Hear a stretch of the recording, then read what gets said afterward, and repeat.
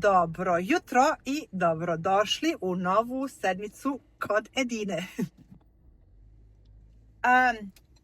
Znači, danas je ponedeljak, već je 7:15, ja krećem na posao, Arijana je već otišla na posao. Počela sam da snimam, znači sad vlog za ovu sedmicu. Šta će biti sve unutra ne znam, tačno vidjet ćemo. Pred nama je. U svakom slučaju, mi smo u petak došli sa ekskurzije, znači došli smo oko 16 sati. Kod kuće sam bila nekako oko 5, pola 6 popodne, znači dok smo mi istovarili te stvari koje su sve. Pa onda dok sam došla kuće, znači petak je bio, gužve su znači na putu, meni inače neki 26 km do posla.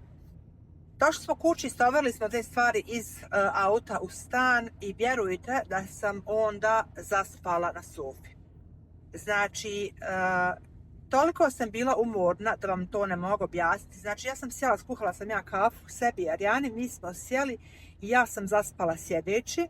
Probudila sam se, znači, bilo je 8:30, vrat mi se ukočio, skroz mislila da sam se šlagirala, gluho bilo. Tako da, definitivno sam bila premorena. U subotu smo ustali jako kasno, znači i ja i Arijana smo ustali oko 10:30, znači Arijana je inače osoba koja ranije ustaje. Međutim, u subotu sam ja probudila, znači koliko je taj umor se i u nju uvukao i jednostavno vikend nismo radili ništa. Znači, vikend smo na brzinu samo skuhali jelo, znači za subotu je bili si makaroni, nedelja je bila pizza opet, tako da zaista nisam mogla nešto previše raditi. Čak ni veš nisam oprala. Znači, u mene je veš mašina u podrumu i to me baš to mi se ne sviđa nikako. Znači, čak nisam imala snage da odnesem taj veš, mislim imam ja veš svihaj da ga operem. Tako da sam faktički se odmarila danas, znači ponedeljak ustala sam, čak sam se probudila danas prije sata. Meni sat dosta rano zvoni, čak sam se probudila i prije sata, tako da je znak da sam se odmorila. Jesam li spremna na novu radnu sedmicu? Nisam. Šalim se, naravno da jesam, šta ćeš. Znači imamo još 4 sedmice ove školske godine. Sad nam je onako, taj ekskurzija je znači otkvrčena, to mi je bio veliki, neću reći teret, već velika stvar o kojoj sam morala razmišljati. Znači, to smo riješili i sad sljedeća bauštela, što bi se reklo, ide se na pisanje ocjena. Znači, u ovoj vrsti moje škole mi nemamo ocjenu od 1 do 5 ili kako u kojim zemljama. Znači, kod nas su verbalne ocjene, znači ja faktički pišem za svakog učenika kao jedno pismo koje smije da ima 22 reda pod određenim uslovima i za neke učenike mi malo poteško padne tih 22 reda da napunim, jer imate učenika kod kojih se ne dešava neki veliki razvoj i to je da malo teže, znači pišemo to 2 puta godišnje, teže prvo polugodište bude mi lakše, drugo polugodište bude mi teže jer eto u februaru sam već pisala te zadnje. Tako da od februara sad do juna nije se desilo ništa veliko. Ali šta će tako, mora se. Znači za neke mi pada malo teže, međutim za neke mi padne tako lako da ja faktički napišem 40 onih redova i ti od 40 redova izvuci 22 koja su najbitnija. Uz to sve, njemački nije moj maternji jezik, ja sam ga naučila znači već u odraslim godinama, znači sigurno mi pada dosta teže nego ljudima koji su kao djeca počeli učiti jezik ili ljudima koji su Njemci. I zato se stvarno trudim da ranije počnem, tako da i ranije predam, pošto se naše ocjene daju šefici na pregled i onda ona korigira, znači vidi šta po sadržaju ne paše, jer ocjene se kod nas uvijek moraju pisati pozitivno. Znači šta god imaš negativno da kažeš, moraš da to prevedeš u pozitivno, da to na pozitivan način izjasniš, što zaista nekad meni ne pada mi lako, mada mene ova šefica stvarno jako hvali što se tiče mojih ocjena i jako malo mi toga ispravi. Znači, to mi je sad na planu. Danas nam je domaćinstvo, znači domaćinstvo mi kuhamo. Danas kuhamo jedno jelo koje je jedna učenica poželjela. To je, ja mislim da u kod nas sada Balkanu da mi to tako ne jedemo. To je znači kuhani krompir, špinat i jaje. Ja kao dijete to nisam nikad jela, znači to sam upoznala to jelo ovdje. Pišite mi u komentarima da li vi to poznajete iz svoje matične zemlje. I vidjet ćemo kako ćemo dalje. Znači u četvrtak imam zubara, u četvrtak idem moj zub da ga završim. Nisam imala problema, znači vi znate prije 2 sedmice sam pravila taj bijela živac, sad je bilo stavljeno lijek unutra i provizorijum zatvoren, pa da se vidi kako će da djeluje, znači nisam imala nikakvih problema, tako da vjerujem da ćemo u četvrtak da ga zatvorimo. To bilo to, znači nema neke velike planove ovu sedmicu. Imam jedan narudžbu od Temu. Moram da odem danas po nju, znači ona je kod nas u poštanskom sandučiću, me negdje gdje mogu da idem sa aplikacijama da dignem taj sandučić, paketić, i vjerujem da ću napraviti jedan Temu, kako se zove, haul, ne znam, piše se haul, ja ne znam engleski stvarno. Mislim da ću da napravim jedan, pošto vidim da to ide dobro. Inače da vam kažem, znate šta, ja sam danas je znači 3 sedmice, ili 4 sedmice, ali nije još mjesec, znači 12, koji je datum uopšte, ne znam ni koji je datum, znači 12. je puni mjesec, ali tu je recimo 4 sedmice kako sam ja YouTube kanal otvorila, kako sam prvi video gore pustila. Imam momentalno 550 pratioca, hvala svima. I ako gledaš sad ovo, a nisi me zapratio ili zapratila, molim te klikni taj gore, jer mi ta brojka momentalno jako mi je bitna. Znači imam 550 pratioca i imam oko 3000 sati već gledanja, znači jako sam iznenađena, jako sam pozitivno iznenađena i jako mi je drago, znači da ima ljudi koji klikaju, kojima nešto znači što ja to govorim. Ja mogu stvarno puno pričati. Ja sad kad pričam u ovu kameru, to je kao da pričam sa prijateljicom. Ja inače, što se tiče kruga prijatelja kao majka djeteta s posebnim potrebama, nemam neki veliki krug prijatelja, znači imam ja ljude s kojima povremeno se sastanem, ali to je moja bila odluka, jednostavno jer sve ostalo, sve nešto redovno bi mi bio dodatni stres, znači tako da sam ja kao majka djete s posebnim potrebama dosta sam sama i naravno da jako puno volim da pričam, znači gledam da sam naočale sad prljave kako sunce mi dolazi, ali nema veze. I ovo stvarno ja sam kad pričam ovako, znači to je meni kao da pričam s nekom prijateljicom, ja njoj se ispričam i to je to. Znači to je ono što će vas čekati u ovoj sedmici, vidjet ćemo šta će još doći na to, vjerovatno ću i neki recept da napravim sa svojom Marijanom, vjerovatno tek u subotu, ovaj video ću najvjerojatnije da pustim tek u nedelju ili u subotu popodne, vidjet ćemo kako će biti. To bi bilo to. Puno vas pozdravljam i do skoro. Morala sam danas natočiti gorivo. Dizel je danas u Njemačkoj samo €1,82. Ne znam kad je to bilo tako. Ovo vam je moje malo misto, što bi se reklo, znači ovo je dio Radebolja gdje ja živim. Ove kuće ovdje su sve privatne, znači one su se izgradile prije nekih možda 15 godina. Ovdje je bio, ja mislim da je bila neka kao šuma, a moja zgrada je građena prije nekih 25 godina. Znači moja zgrada je među prvim zgradama građena u ovom naselju i moja zgrada je onako baš zgrada sa 6 stanova. Ovdje su pretežno kuće 1:1 ili recimo 2 porodice sa 2 ulaza. Znači ovdje vam je jako lijepo, znači ovdje je i uredno, znači ovo što zelenilo, ovo što mi je tu, što vidite na sve strane, što nije ono potkresano pod vagu, što bi se reklo, vasa vagu, znači u Radebolju stvarno se jako puno cijeni ono prirodno.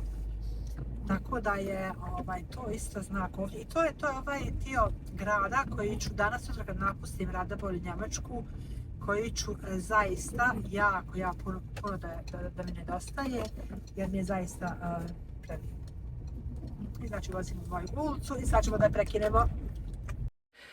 Volim pričati. Mislim da ste to svi već do sada primijetili. Ali nisu mi svi dani isti. Ima dana kada zaista uživam u tome da šutim, da samo radim nešto svojim rukama i da pustim misli da idu svojim tokom. Dok gulim krompir, sjeckam mrkvu ili pripremam ručak, izvana djeluje kao da ne radim ništa posebno. Ali u mojoj glavi se tada dešava jako puno toga, jer kao osoba koja vjeruje da ima ADHD, moje misli gotovo nikad nisu potpuno mirne. Uvijek nešto planiram, razmišljam, analiziram ili slažem u glavi. Ja to ne doživljavam kao nemir. To je jednostavno, ja sam takva. Volim unaprijed posložiti stvari. Volim imati neku strukturu i neki red. I to mi pomaže da funkcionišem u svakodnevnom životu. A moj svakodnevni život je ponekad prilično zahtjevan. Jer kao nastavnica u specijalnoj školi, a istovremeno sam i majka odraslog djeteta sa posebnim potrebama, posebno taj kraj školske godine zna biti veoma intenzivan i veoma izazovan. Tada se gomilaju roditeljski sastanci, izvještaji, planiranje i beskrajna birokratija. Njemačka je stvarno zemlja birokratije. Moj muž koji je nastavnik u Turskoj često kaže da oni nemaju ni približno toliko administracije koliko imamo mi ovdje. Zato su mi ovakvi trenuci u kuhinji važni.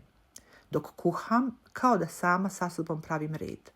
Kao da uzmem sve misli koje lete na sve strane i polako ih razvrstavam u ladice. Ova ide ovdje, ova će čekati sutra, ovo moram riješiti odmah, ovo mogu pustiti i ono što mi se učini važnim kasnije zapišem u tablet ili u bilješke na telefonu.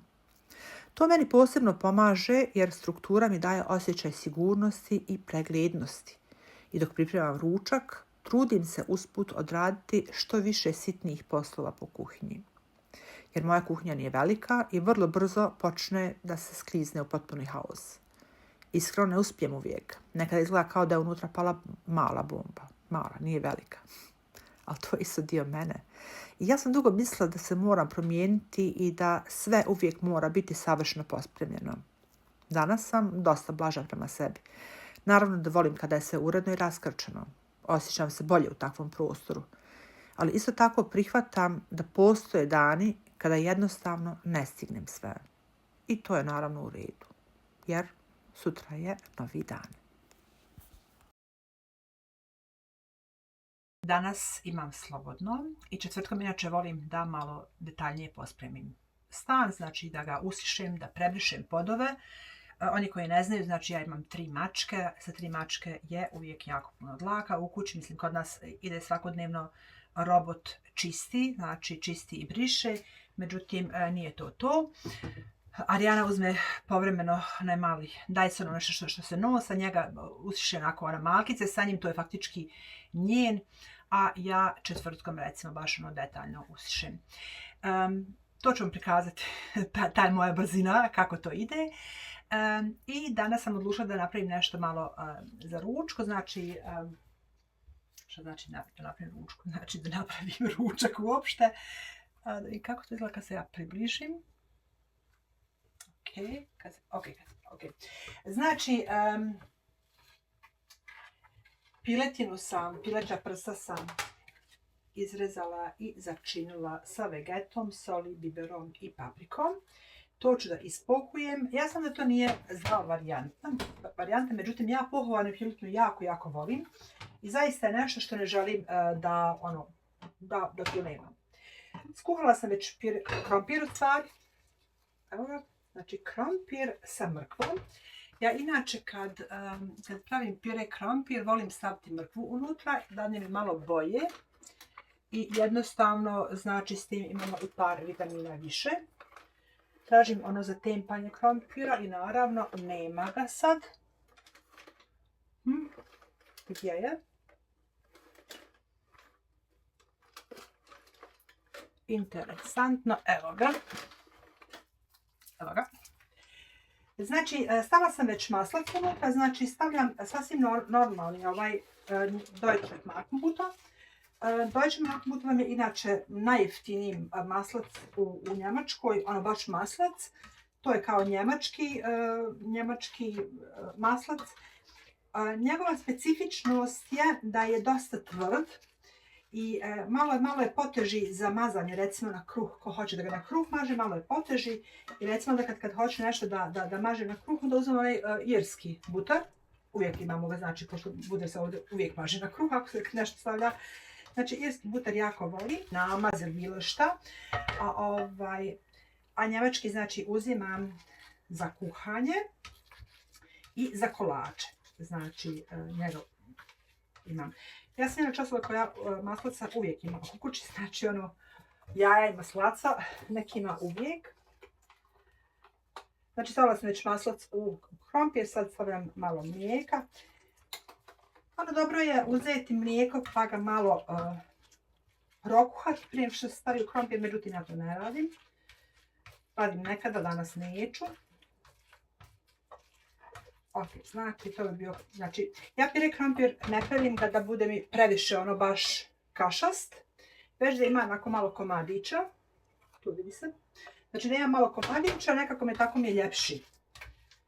Nekad uzmem luk crveni, ispržim na maslacu i dodam ga u ovo, isto bude zaista lijepo. Znači pire krompir gotov.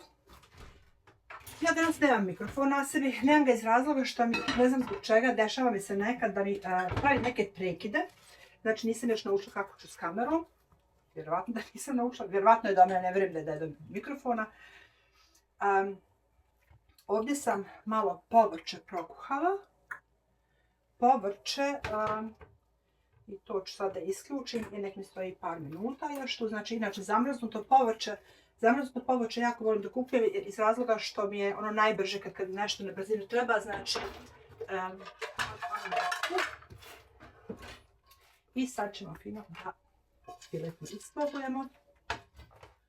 Ali ja je na poslu.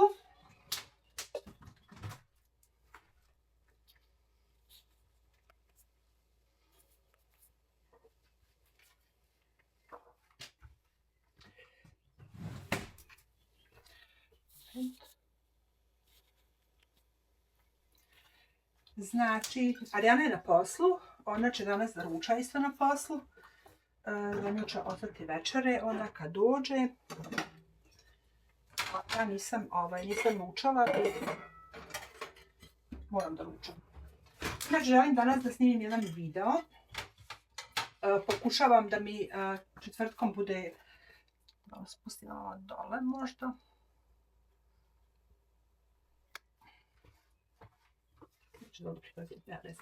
Inače, pokušavam četvrtkom da snimim neki tematski video. To ste možda mogli da primijetite ove zadnje 2 sedmice. 2 sedmice na YouTube. I današnja tema mi je, dobila sam inspiraciju za nju ovih dana iz razloga što sam par puta već pročitala u nekim, dobila sam temu na nju, pošto sam već par puta pročitala u nekim Facebook grupama, kao Balkanci kad dođu u Njemačku, oni se iskorištavaju, oni ne mogu da rade dobre poslove. Tako, onako nešto sve najgore, ono kao Njemačka je ono, faktički pakao, ono, budim jaja. Njemačka je pakao, ono, ne valja to, treba da osim s svojim kućama, mislim. Želim da snimim nešto na tu temu, jer ja mislim da sam ja dokaz da to nije tačno i poznajem jako puno ljudi koji isto su dokaz kao ja da to nije tačno. I zbog toga dok ručam. Ne mogu pričati gladno, ne mogu se skoncentrirati kad sam gladna. Znači, meni je stvarno bitno kad pravim ovako neki video, da se ja osjećam kako treba. Jer ja ako se ne osjećam kako treba, ako sam recimo gladna, ako sam žedna, ako sam neraspoložena uopšte, znači ja ne mogu da napravim jedan video zbog toga što unutrašnjost mene nije kako bi rekla, nije u skladu samo sa mnom. Tako da, tu sam malo specifična. Mislim da je svakome od nas tako, znači isto bi preporučila ako neko ima neki sad, recimo neki bitan razgovor, ne znam ti nija šta, da prvo radi na tome da se osjeća kako treba, da zadovolji svoje potrebe o kojima sam pričala u Maslowoj piramidi, znači to ćete naći u jednom od videa, ne znam ja više u kojem. A ovaj video o kojem ću da pričam, definitivno zakačit ću ga na kraj ovog videa, pošto ovaj video će izaći negdje u subotu ili u nedelju, a ovaj video o kojem govorim da ću ga danas snimati, on će izaći danas. Znači, zaista ću se truditi da četvrtkom snimam jedan tematski video, znači na neku temu koju mi neko možda poželi ili za koju ja smatram da je interesantna. Inače mi je bitno da kažem isto da ja inače inspiraciju najviše volim pronaći onako sama u sebi, jednostavno, i ne volim sad reći, sad sljedeće sedmice će biti to, mada ja već imam plan za sljedeću sedmicu, ali ne volim da se obeća, jer obećanje je dug.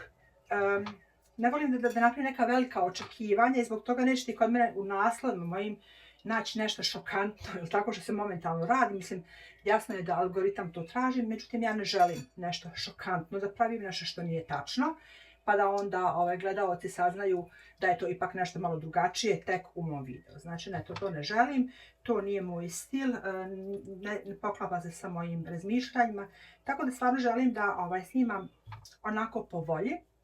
Inače, sljedeće sedmice smo, ako Bog dragi da, na ekskurziji od ponedjeljka do petka, tako da ne znam da li ću uspjeti već unaprijed da snimim taj video pa da ga objavim u četvrtak, zbog toga neću ništa obećati, ali mi je definitivno namjera, znači ne držite me sa 100% za riječ, namjera mi je da snimim video, znači sljedeći tematski video koji bi željela da snimim je tema stvarni troškovi u Njemačkoj, znači što se tiče plata, što se tiče kirije, što se tiče drugih ostalih obaveza koje su nam stvarno redovno su tu, mi njih i zaboravimo da ih imamo.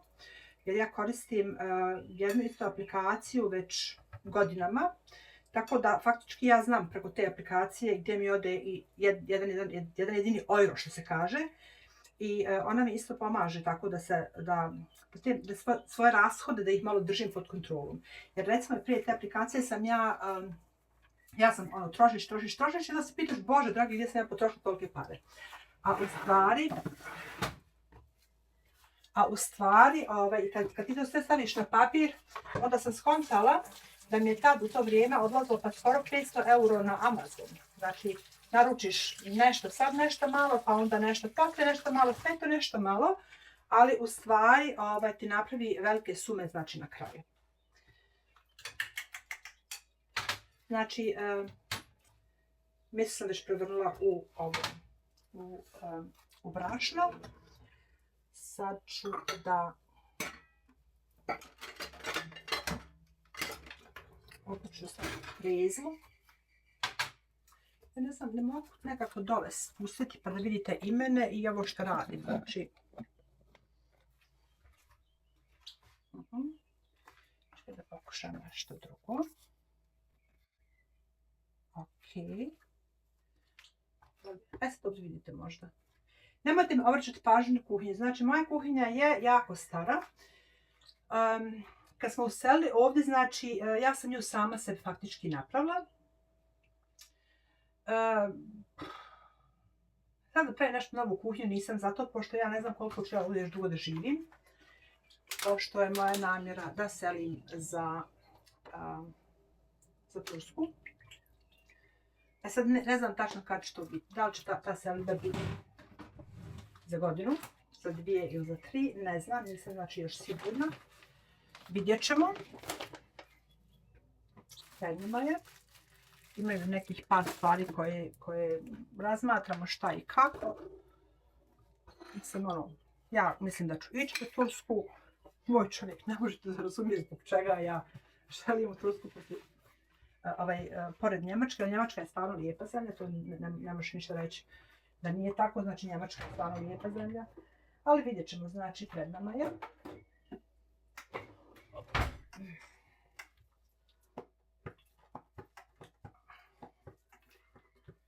Evo Tako kad se ne jede pa nemaš snage.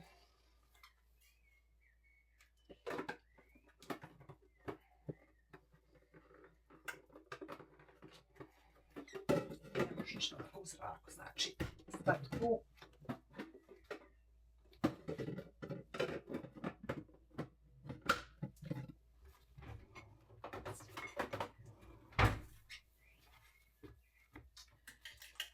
Da piletinu da je provučem kroz jaja, vidite me, vidite.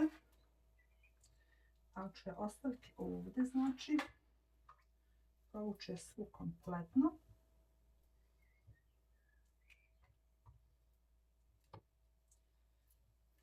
Znači što stavim uvijek previše jaja i onda bacam, zato danas nisam htjela da stavim previše, stavila sam 2, pa da vidim da li ću imati dovoljno.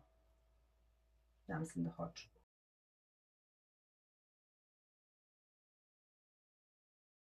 Što sam još htjela ispričati?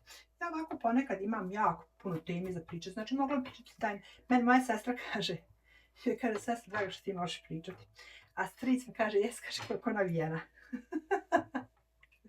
Ovom prilikom pozdrav moje sestri i pozdrav mom stricu, mom malom stricu.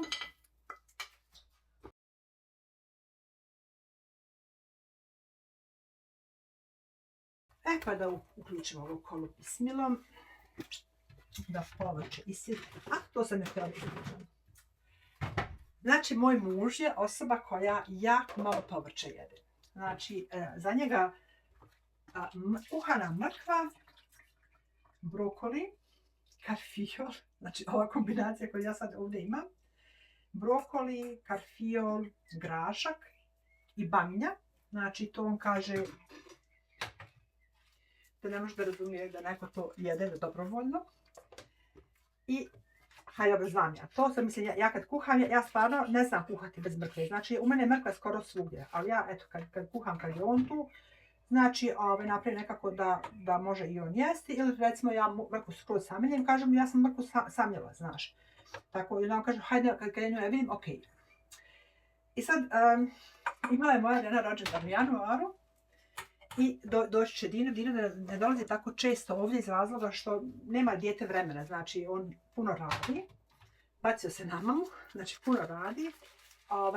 Radi jako odgovoran posao, tako da on nema vremena. Tako pretežno ja idem kod njega poslije posla sedmično, a on dođe onako. I sad doće on, pitam ja njega, hajde, šta bi volio da jedeš, pošto je Arijana rekla da Dino odluči šta ćemo večerati. Kaže mi Dino, hajde, šta će da pravimo jesti, pa da to napravim. Volim kad dođete da mu ugodim. Kaže on tako, kaže baš, danas sam ručak pravila, kaže napravi, kaže tako, pohovanu piletnu, napravi, kaže puno povrće, napravi pire krompir, napravi salatu i neki kolač, rekao i ne znam nija šta još. Hajde dobro, i znači napravila sam ja to, sad sedimo mi tu za stolom, znači moja mama je bila tu, moj suprug, Dino, Arijana. I sad jedemo mi, sad u mene suprug neće jesti to povrće, znači to je za njega ono, nemoj brate, nemoj me dirati. I Dino je inače, ja sam 1,80 m, moj Dino je ovako, ja gledam Dino ovako, ima ga ovako, ono sportaš je. I sad on vadi sebi na tanjur, sad vadim ja njemu na tanjur i sad koliko hoćeš, kažu još, znači ono faktički ovako ono brdo na tanjuru, znači pire krompir, piletina, ali puno onog povrća, znači baš puno. Jusuf kaže, gledaj, ja vidim na njemu onaj upitnik ovako, kako neko može dobro da jede to. On je uvijek mislio da Arijanu, da ja na Arijanu, da je utičem na to, hajde, jedi, znaš. On nije mogao da razumije da neko dobrovoljno jede povrće u tolikoj mjeri kao taj dan. Znači, tako da je to bilo jako smiješno. Mi volimo jako povrće, znači Arijana i ja, mi možemo stvarno manje jesti mesa, više povrće, to mi je baš, mada ne bi mogla biti vegetarijanac, znači ja par dana ne jedem meso, onda mi bude muka, vjerovatno zato što je nulta pozitivna grupa, znači naša grupa hoće mesa, ali uglavnom interesantno je to kako neko drugi to posmatra. Ja ću sad da isključim nešto stvari, ja neću sad više pričati, već samo da prikažem dole postupak kako pravim. Znači sad ću ja to dole da približim. Ok, ovako, znači, tu mi je tava, znači moram da trun ovamo. Da. Znači, tu mi je tava, bitno mi je da... Inače, što se tiče kafe automata, morala sam ga ovdje smjestiti. Predugačak je i ova voda mu se nalazi na drugoj strani nego što je bio ovaj prošli automat. Nikako mi nije odgovaralo, znači jučer sam sebi usula vode u štek dozu. I to ne mogu, znači postoji mogućnost da Rijana nekad bude htjela da stavi vodu ili ne znam ti nija šta i da se da nekoj opasnosti, znači ne ide. Morala sam kafe automat da stavim na ovu stranu ovdje, pošto mi ovo ne paše. I inače je preširok je, širi je nego ovaj prošli aparat, tako da je sad ovdje pored šporeta. Nešto nisam baš nešto zadovoljna, ali možda se naviknem. Vidjet ćemo što će biti. Razmišljala sam da ga stavim, bit će muž stavio u meni boravak. Pa vam posla. Haja.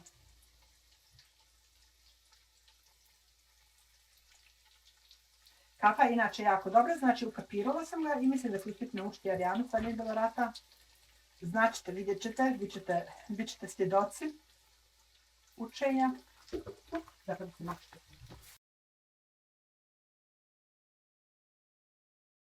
Kad pirutu ispečem, ja je stavljam ovdje na tanjur sa... Znači, stavljam ovaj umus da se maslača pokupi. Moram smanjiti, ovo je sve jaka mi je vata.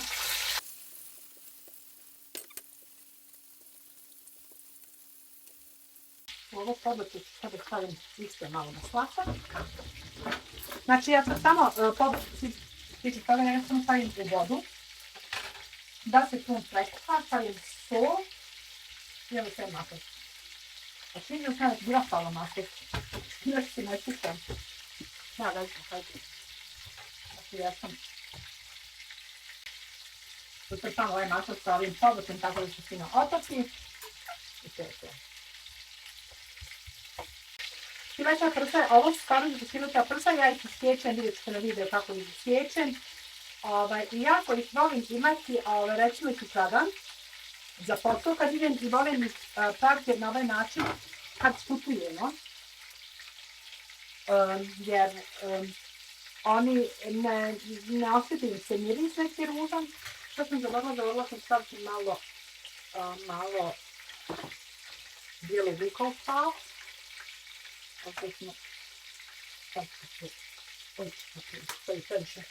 Znači, volim staviti unutra i bijeli luk u prahu, fina bude aroma.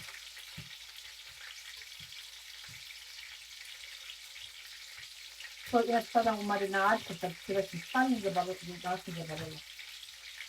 Kad se staviti svjetla, kad pitam o mirisu, znači kad putujem avionom, onda ne stavljam taj bijeli luk unutra, a inače ovako stavim ga, pošto je dadne mu jako lijepo aroma.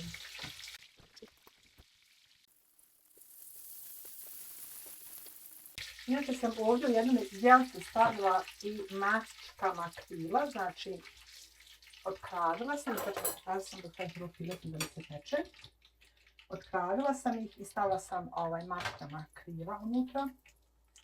Moram poklopiti, inače imam Belu, Bela je znači bosanska uličarka. Ona jako snalažljiva, znači ona bi, sad da ja to ostavim tu, ona bi uzela to, ukrala, znači ledeno je da ne bi bilo dobro. Tako da ja to uvijek onda kad otkravim malo ovako zaklopim, da se malkice ugrede, da bude na stvarnoj temperaturi, jednostavno da im ne smeta želudac. Pišite mi u komentarima da li imate, vi koji imate mačke, da li im dajete svježe meso i kako oni, šta vole od svježeg mesa. To bi baš me interesovalo. Pošto su mi mnogi govorili, kao ja sam bila uzgajivač, pa dobijem tako neka pitanja. Bilo je pitanje kako ti navikneš svoje mačke na svježe meso. Mnogi mačke to ne žele nikako. Šta ja znam, imam znači 3 mačke. Jesam. Znači ja imam 3 mačke, od toga dosta su različite po karakteru. Recimo Bela kad je dadim svježe meso, ona se pretvara u zvijer. Darina je vješća, ali može, ne mora. Aladin je dosta probirljiv. Znači Aladin je jako probirljiv, znači on zna ovako sjesti i gleda njih kako oni jedu. Pošto je njemu to nešto naporno, šta ti ja znam. Ali zato Bela znači ima 12 godina. I skoro smo išli kod veterinara na kontrolu, ima fantastične zube. Znači, baš svježe meso pomaže mačkama za čišćenje zuba. To je znači 3 kila sam stavila. Ja ću njima ova 3 kila ovako da stoji na palen. Samo da završim sa ovim svojim mesom, pa ću da njima reći. Ja sam danas počistila stan, a ja kad njima dam meso, znači Bela uzme to meso i ona njega nosa po stanu. Iz tog razloga nisam usivač još razmaknula, u mene usivač koji mi briše podove. Nisam ga razmaknula, pa ću samo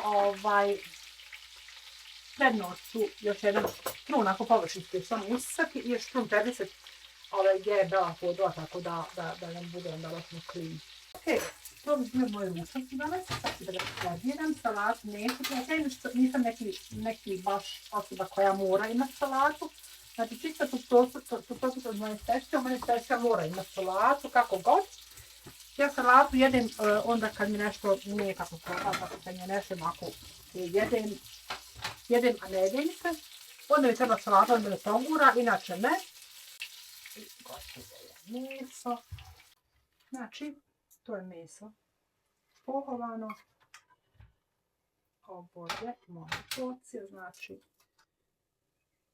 povrće, meso i pire krompir.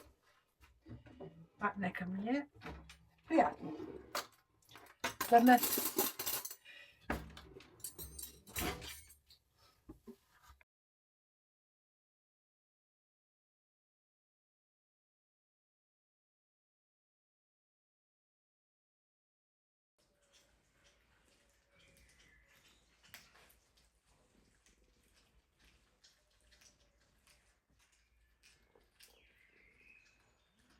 Znači, Bela je odnijela svoj komad i sad oni imaju pravo da priđu. Inače oni imaju jako veliki respekt od nje, znači ona je šefica. Ona je odnijela svoj komad tamo negdje, jede ga. Zvijeka. Inače, svježe meso je jako dobro za zube, za čišćenje zuba. Tako.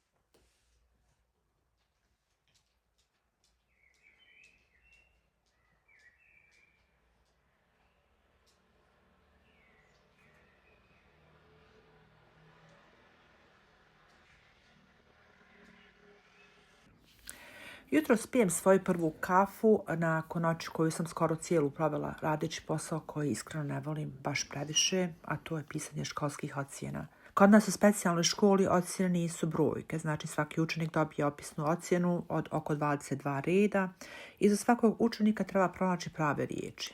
To nije posao koji mogu odraditi na brzinu ili površno. I kao što sam vam nekad na početku rekla, ja se smatram sa osobom koja najvjerojatnije ima nedijagnosticirani ADHD. Meni je često najteže uopšte početi. Prije nego što sam jučer sjela da pišem, morala sam prvo srediti kuću. Onda sam morala potpuno raskrčiti svoj radni stol. Ne mogu se skoncentrisati ako oko mene vlada nered. Ako bilo šta stoji na stolu, što mi odvlači pažnju. A onda dolazi sljedeća stvar. Mogu ozbiljno raditi tek kada Arijana ode na spavanje. Dovoljna je sama pomisao da bi me neko mogao nešto pitati i moja koncentracija odmah nestane. Ne mora me čak ni pitati. Dovoljno je da znam da postoji mogućnost da će me neko prekinuti. Nakon toga sam se naravno morala i ofarbati, ja sam znala da mi to čeka. Ako znam da imam još neku obavezu koju nisam završila, moj mozak se stalno vraća na nju i jednostavno ne mogu da se fokusiram. I zato sam sinoć sjela za računar tek kasno i pisala do ranih jutarnjih sati. Ali završila sam. Ocjene su napisane i već poslane na čitanje šefici. Kod nas se nakon pisanja šalju na pregled prije konačnog potpisa, pa sada mogu mirne duše da odahnem. I zato danas sebi poklanjam malo njege. Prvo flasteri za područje oko očiju sa aloe verom, hijaluronom i vitaminom E. Zatim maska na lice koja stoji 15 minuta i nakon koje se uvijek osjećam dosta svježije. A naravno ne zaboravljam ni ruke. Uvijek namažem i gornji dio šaka, jer nekako mislim da godine najprije odaju upravo ruke. Naravno da tu ima i genetike, ali vjerujem da je njega koža nešto što se godinama itekako isplati. Ja danas imam 54 godine i mogu reći da sam zadovoljna svojom kožom. Nije savršena, ali je njegovana i nemam puno bora. A kada smo već kod zadovoljstva, danas je 14. juni i na svom YouTube kanalu imam oko 630 pretplatnika i već sam ostvarila više od 4000 sati gledanja. To znači da sam ispunila jedan od uslova za monetizaciju i prije nego što sam došla do potrebnog broja pretplatnika. Meni je to najljepši pokazatelj da ljudi ne samo da kliknu na video, nego ostanu i slušaju. I naravno gledaju. Naravno da ja nisam za svakoga. Ne mogu se svima dopasti i to je naravno sasvim u redu. Onima kojima odgovaram, hvala vam u srcu na svakom pregledu, komentaru, lajku i dijeljenju. Onima kojima ne odgovaram, slobodno produžite dalje. I to je sasvim u redu. Iskreno, draže mi je imati manju zajednicu ljudi koji zaista gledaju moje sadržaje nego veliki broj pretplatnika koji nikad ne pogledaju video do kraja. Mi idemo dalje korak po korak. Ako još niste pretplaćeni, bit će mi drago da me zapratite. A ako poznajete nekoga kome bi moje teme mogle biti zanimljive ili korisne, preporučite mu kanal. Hvala vam što ste ovdje.